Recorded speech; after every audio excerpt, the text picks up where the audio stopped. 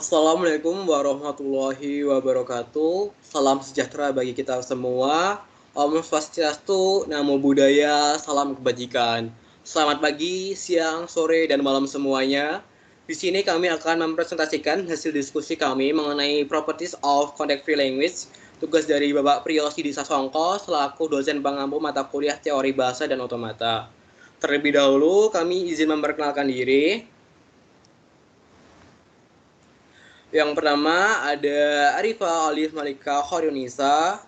Yang kedua ada Atika Resti Rahmanda. Yang ketiga ada Aulia Kavita Putri. Yang keempat ada Dimas Wahyu Ardianto. Yang kelima ada Zara Zetira Putih.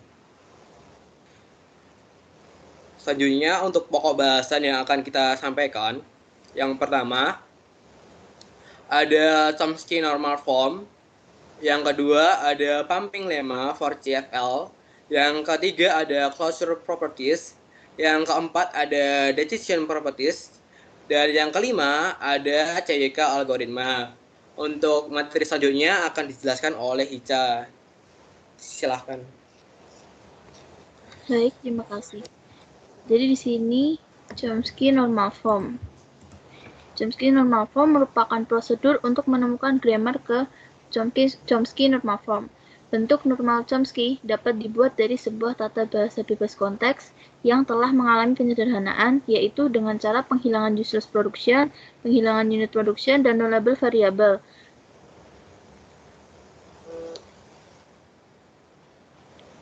Chomsky Normal Form merupakan sebuah konteks free grammar tanpa ada empty produksi yang dihasilkan oleh sebuah grammar dengan produksi dalam bentuk A menghasilkan variabel BC atau A menghasilkan terminal A, di mana A, B merupakan elemen dari variabel dan A merupakan elemen dari terminal.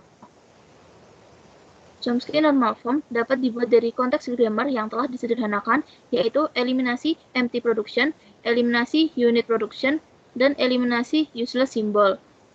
Pada Chomsky Normal Form terdapat aturan pada ruas kanannya, yaitu hasil produksi harus dalam bentuk satu terminal atau dua variabel. Contohnya adalah sebagai berikut.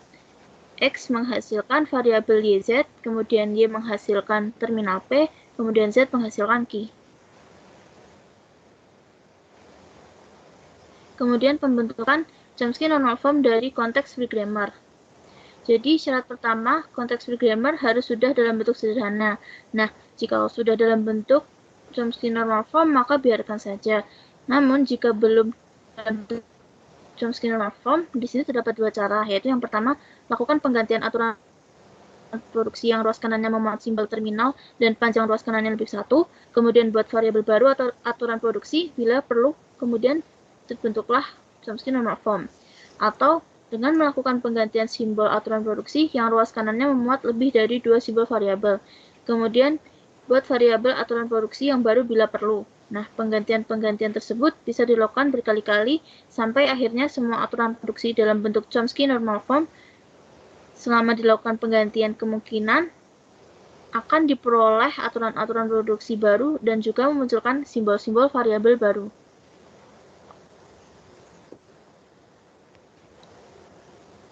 Contoh pengubahan Chomsky Normal Form. Contohnya yang pertama, tata bahasa bebas konteks setelah disederhanakan menghasilkan S menghasilkan terminal A dan variabel A dan D, dan A menghasilkan terminal A dan variabel B, atau menghasilkan terminal B dan variabel AB. Kemudian B menghasilkan terminal B, kemudian D menghasilkan terminal D. Nah, yang pertama membuat variabel baru untuk terminal, yaitu membentuk variabel TA. Di sini S yang awalnya merupakan berisi terminal A dan variabel AD, terminal A-nya diubah menjadi variabel baru yaitu TA, sehingga S menghasilkan TA AD. Kemudian A menghasilkan variabel TA dan B atau variabel B AB. Kemudian B menghasilkan terminal B, kemudian D menghasilkan terminal D, dan variabel TA menghasilkan terminal A. Kemudian yang kedua membuat intermediate variable yaitu V1 dan V2. Nah, di sini S menghasilkan variabel TA dan V1, di mana V1 menghasilkan variabel AD. Kemudian A menghasilkan variabel TA dan B atau variabel B dan V2, di mana V2 menghasilkan variabel AB. kemudian B menghasilkan terminal B, D menghasilkan terminal D, dan TA menghasilkan terminal A. Sehingga kita mendapatkan hasil akhir dalam bentuk Chomsky normal form, yaitu S-nya menghasilkan TA V1, di mana V1 menghasilkan variabel AD, kemudian A menghasilkan variabel TA dan B, atau variabel B dan V2, di mana V2 menghasilkan variabel AB. Kemudian TA menghasilkan terminal A, B menghasilkan terminal B, dan D menghasilkan terminal D.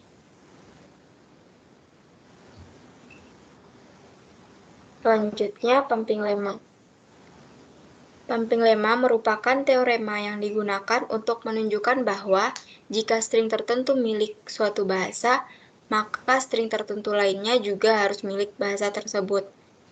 Pumping lemma dapat digunakan untuk membuktikan suatu bahasa merupakan regular language dan juga dapat digunakan untuk membuktikan suatu bahasa merupakan context free language.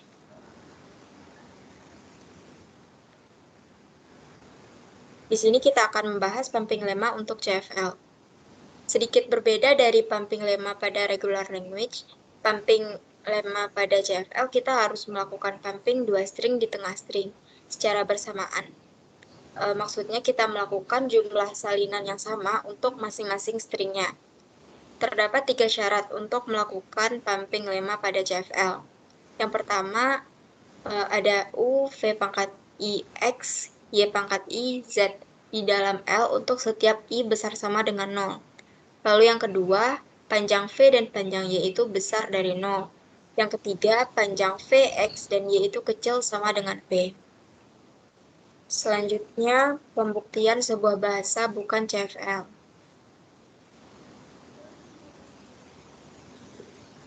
Jika L adalah sebuah CFL, L memiliki pumping length P.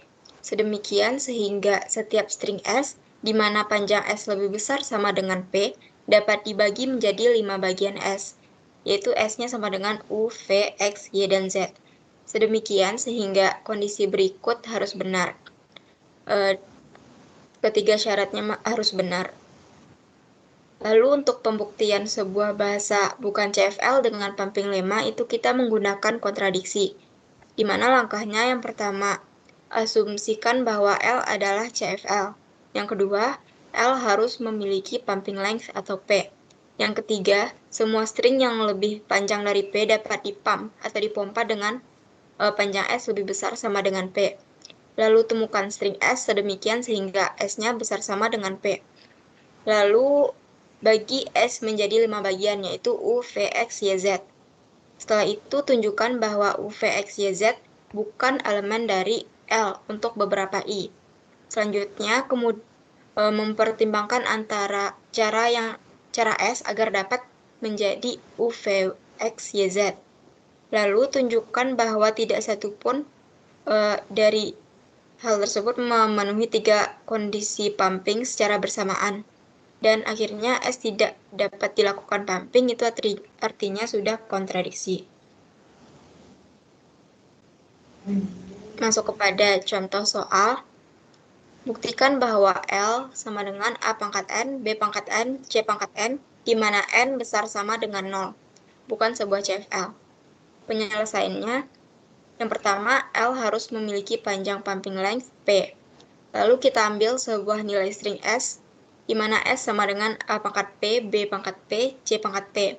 Lalu kita bagi S menjadi 5 bagian, U, V, X, Y, Z.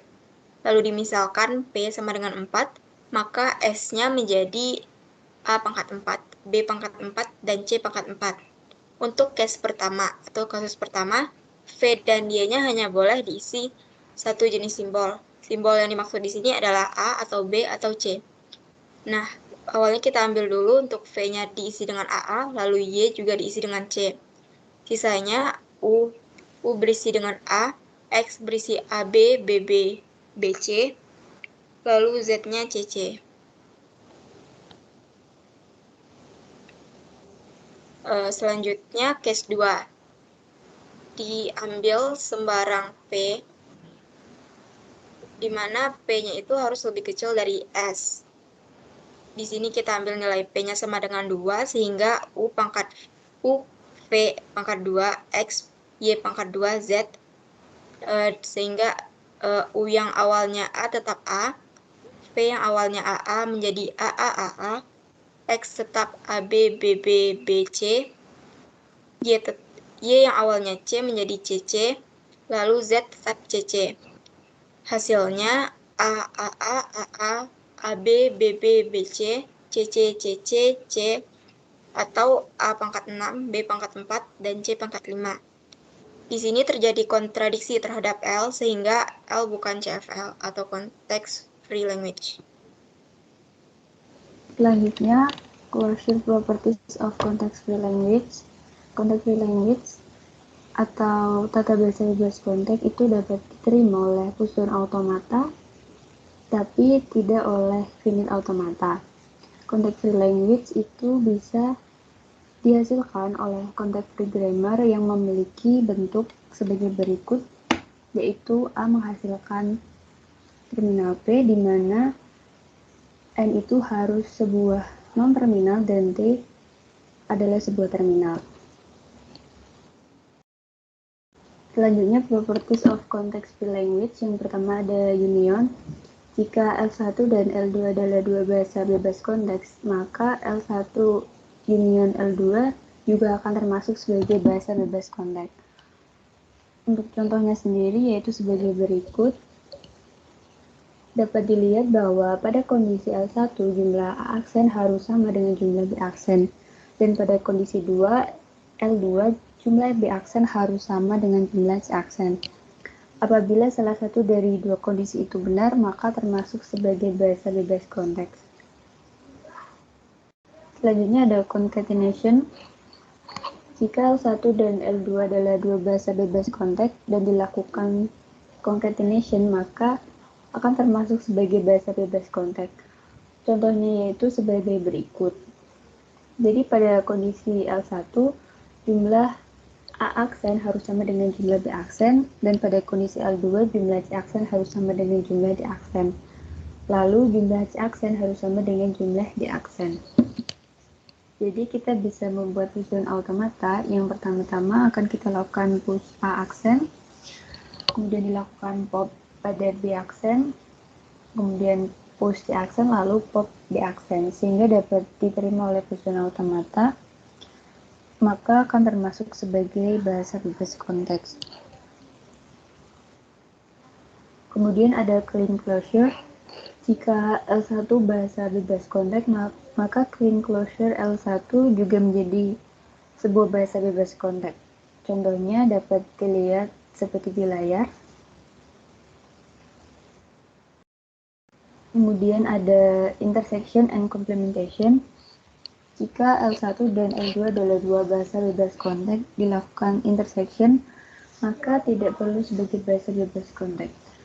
Contohnya sebagai berikut.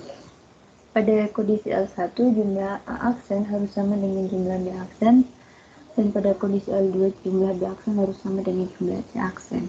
Jika kedua kondisi itu harus benar semua, tapi push-down automatanya hanya bisa membandingkan dua, maka kondisi tersebut tidak dapat diterima oleh push-down automata karena bukan termasuk sebagai tata bahasa bebas konteks. Demikian pula complementation bahasa bebas konteks pada L1 yang tidak memerlukan sebuah bahasa bebas konteks. Yang terakhir ada deterministic context free language. Context free language deterministik adalah subset dari context free language yang dapat dikenali oleh push-down automata deterministik. Push-down automata deterministik hanya memiliki satu langkah dari status dan simbol input yang diberikan. Contohnya seperti L1, yaitu berisi A aksen, B A pangkat N, B pangkat N, C pangkat N, di mana M lebih dari sama dengan 0 dan N lebih dari sama dengan 0.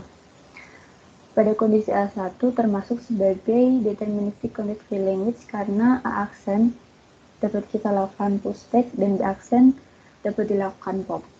Hal ini dapat dikenali dengan push-down automata deterministik. Kemudian ada kondisi L3 sebagai berikut. Pada kondisi tersebut tidak dapat dikenali oleh pushdown automata karena jumlah A aksen dan B aksennya dapat sama atau jumlah B aksen dan C aksennya dapat sama. Jadi itu hanya bisa dilaksanakan oleh NPDA, maka kondisi L3 adalah context free language, bukan deterministic context free language. Summary of decision properties of CFL. Jadi gini, ketika kita membahas mengenai CFL, yang kita maksud adalah representasi dari CFL itu dapat berupa CFG atau pushdown automata yang nantinya akan diterima oleh final state atau empty state. Nah, itu terdapat algoritma untuk memutuskan apakah yang pertama itu string W itu termasuk ke dalam CFL, yang kedua CFL itu apakah itu kosong, yang ketiga CFL itu tidak terbatas.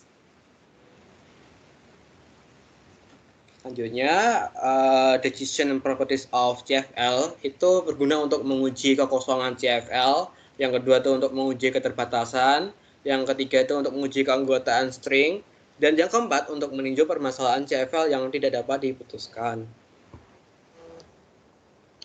Yang pertama, menguji kekosongan CFL. Caranya yaitu dengan merepresentasikan CFL sebagai CFG dan lakukan penyederhanaan. Dalam fokus point ini adalah menghapus variabel yang useless atau tidak mempunyai akhir ataupun nested. Jika variabel start S itu merupakan salah satunya, maka language G itu adalah empty atau kosong. Misalkan, terdapat sebuah rule production di mana S itu menghasilkan S besar, dan A kecil, dan ada variabel A yang menghasilkan terminal A. Karena A itu tidak dapat dicapai dan S melakukan nested berulang, maka CFL tersebut empty atau kosong. Yang kedua, uji keterbatasan. Seperti untuk menguji keterbatasan pada regular language, cara mengetahui language yang infinite yaitu jika terdapat string W dengan panjang n hingga 2n-1. Jika terdapat minimal satu string di antara itu, maka CFL-nya itu infinite. Dan jika tidak, maka itu finite. Untuk mengeceknya dapat kita gunakan pumping lemma yang telah dijelaskan sebelumnya. Yang ketiga, uji keanggotaan. Misalkan terdapat string W dari language G, maka asumsikan atau konversikan G itu ke dalam bentuk CNF dan ujilah. Ada sebuah kasus khusus di mana jika W atau string W itu empty, maka dapat diselesaikan dengan menguji apakah start variable itu nullable atau menerima empty atau menerima lambda. Selain itu, kita dapat menggunakan algoritma CYK untuk menguji keanggotaan dari language G dengan terlebih dahulu mengkonversikannya ke dalam bentuk CNF. Yang keempat, review of undecidable CFL problems atau bisa dikenal dengan non-decision properties. Beberapa pertanyaan untuk memutuskan apakah regular sets yang diberikan itu termasuk CFL atau tidak itu ada banyak. Misalkan ada apakah dua CFL itu sama, apakah dua CFL itu disjoin, apakah CFG yang diberikan itu ambigu, apakah CFL yang diberikan itu inherent ambigu, apakah perpotongan dua CFL itu kosong, dan yang terakhir, apakah CFL yang diberikan bersifat universal sama dengan bintang.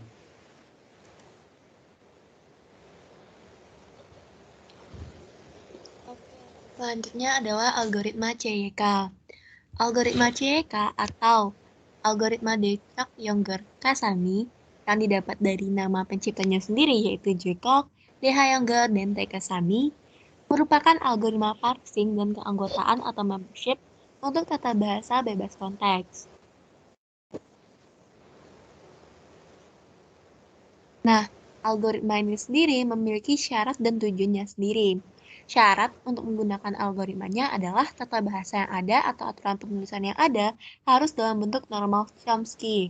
Jika belum, bisa diubah terlebih dahulu. Sedangkan tujuannya adalah untuk menunjukkan apakah suatu string dapat diperoleh dari suatu tata bahasa.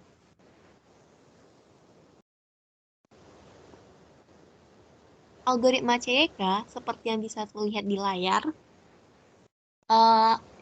saya akan bacakan keterangannya.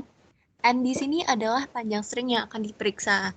Misalkan, stringnya itu A, D, A, maka panjang string adalah 3.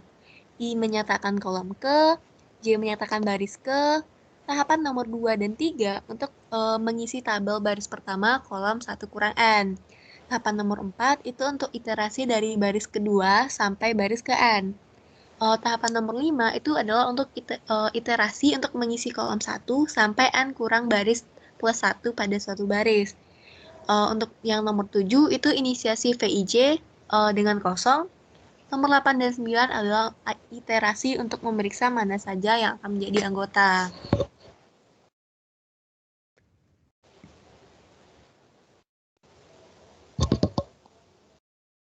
Oke, langsung aja ke contoh soalnya. Teman-teman bisa perhatikan aturan produksi berikut. Aturan ini telah dalam bentuk CNF, dan soalnya adalah apakah string BAABA termasuk ke dalam bahasa tersebut. Nah, caranya itu pertama kita akan membuat tabel terlebih dahulu.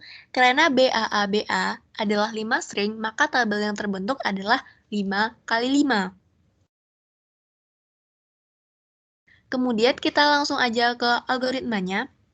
Karena tadi diketahui panjang string adalah 5, dan dari algoritma langkah 2 dan 3, kita bisa mengisi baris pertama.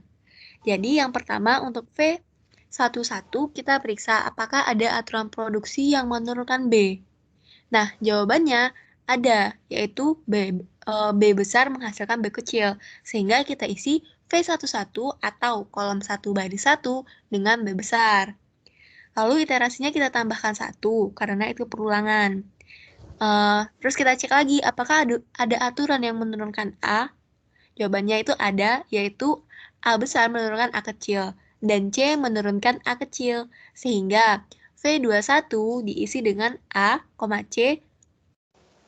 Nah, aturan seperti ini itu terus berlaku untuk seterusnya, untuk di V31, V41, dan V51. Nah, seperti yang tadi telah dijelaskan, di V11 kita dapat hasilnya itu adalah B. Di V21 kita dapat hasilnya itu adalah A, C. Nah, jadi kita tinggal salin aja ke tabel yang telah disediakan. Selanjutnya, kita lanjutkan ke algoritma di baris kedua. Untuk mengisi baris kedua sampai ke N,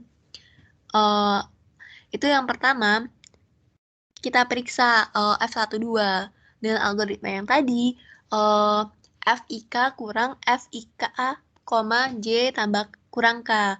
Itu berarti F11 kurang F21, yaitu B kurang A titik C. Artinya, yang bisa menurunkannya hanyalah BA atau BC. Nah, lalu kita cek apakah ada yang menghasilkannya. Jawabannya ada.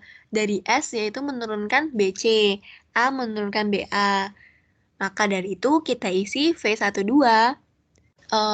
dengan S, A dan berlaku untuk seterusnya untuk di V21, V22, V32, dan V42 lainnya. Kemudian kita kembali lagi untuk mengisinya. Nah, di sini kita ngisinya itu udah di baris kedua. Yang tadi kita udah dapat hasilnya itu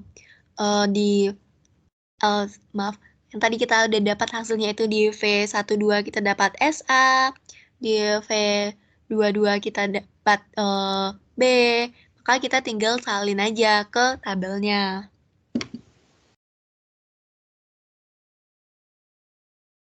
Selanjutnya kita lanjutkan ke algoritma di baris ketiga.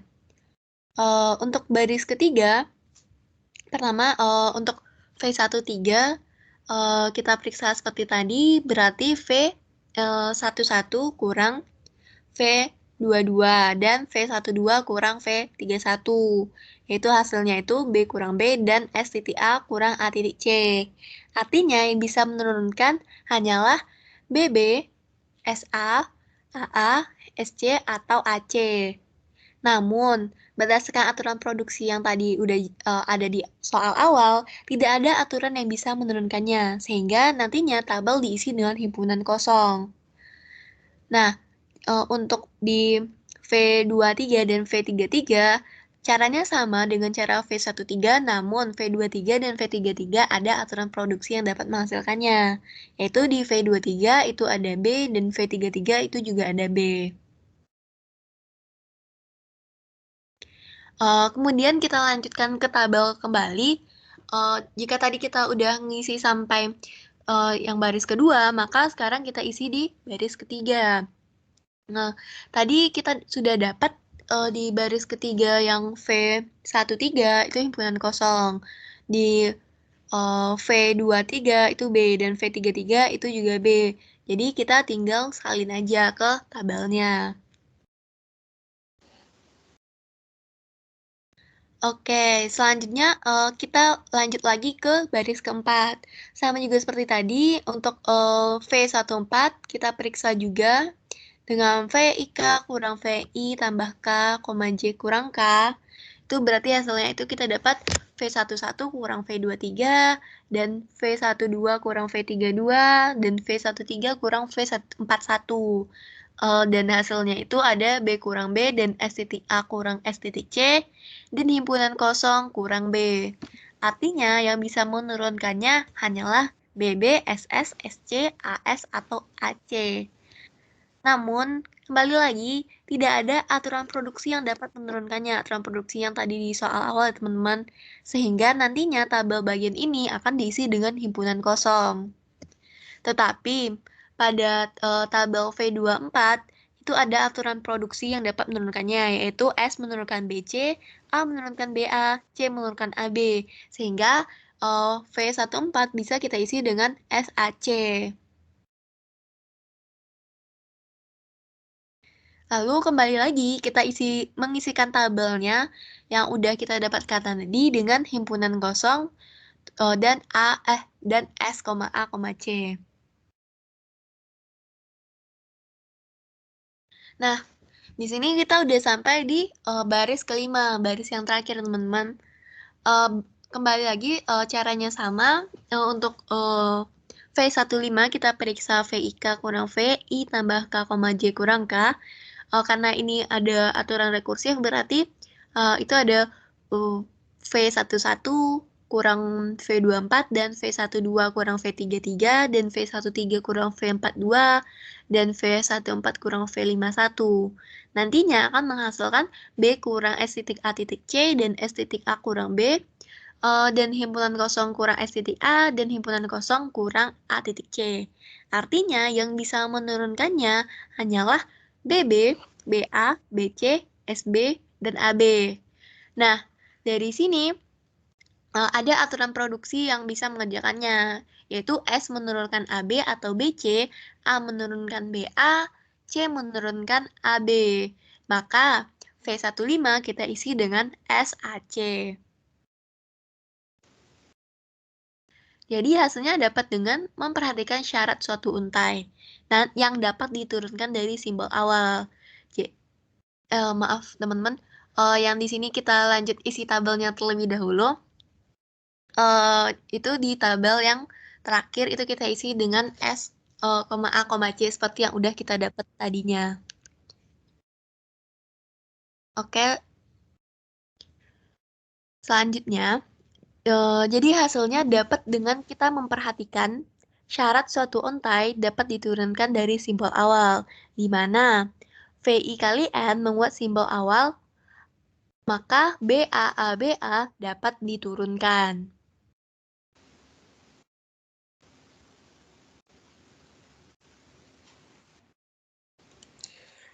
Sekian presentasi dari kami, kurang lebihnya kami mohon maaf. Sekian dan terima kasih.